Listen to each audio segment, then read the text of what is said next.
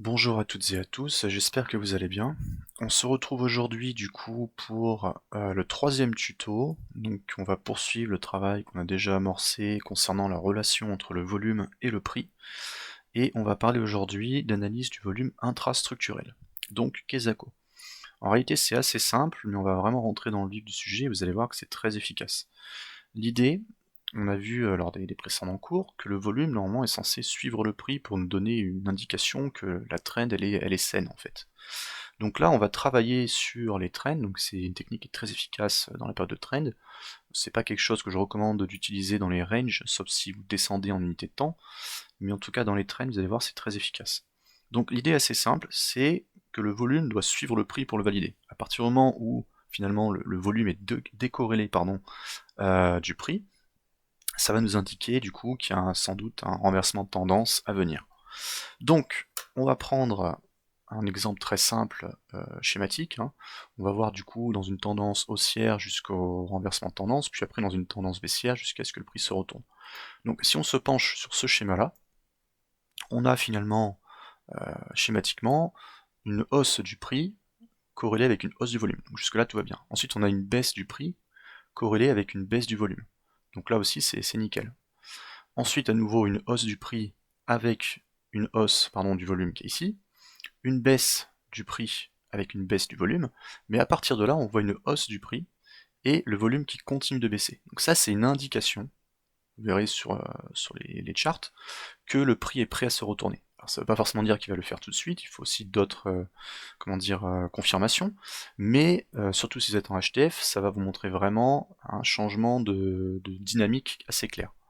D'ailleurs, ce qu'on observe après, c'est que du coup, quand on passe en tendance baissière, on va poursuivre ici, mais en fait ici c'est la même chose, hein.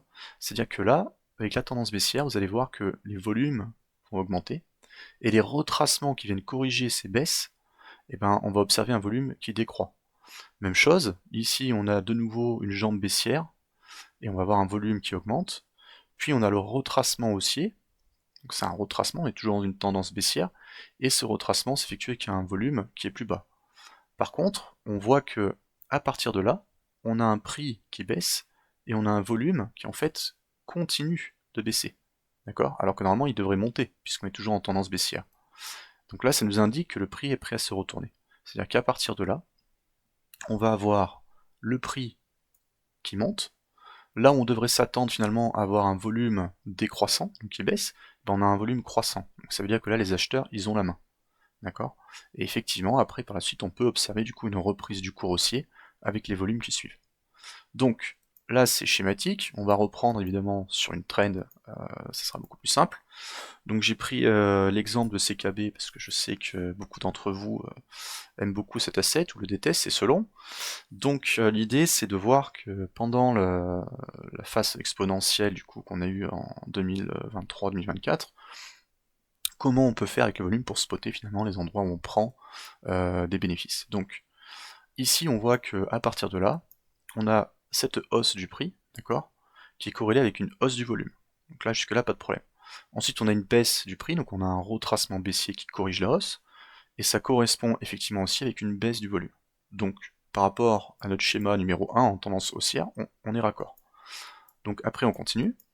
Là on a une hausse du volume ici avec une hausse du prix.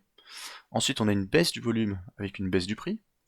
Et là, bon, ça bafouille un peu, mais globalement, on va dire que ici, on a la baisse du volume total. Donc là, on dit que le volume est flat.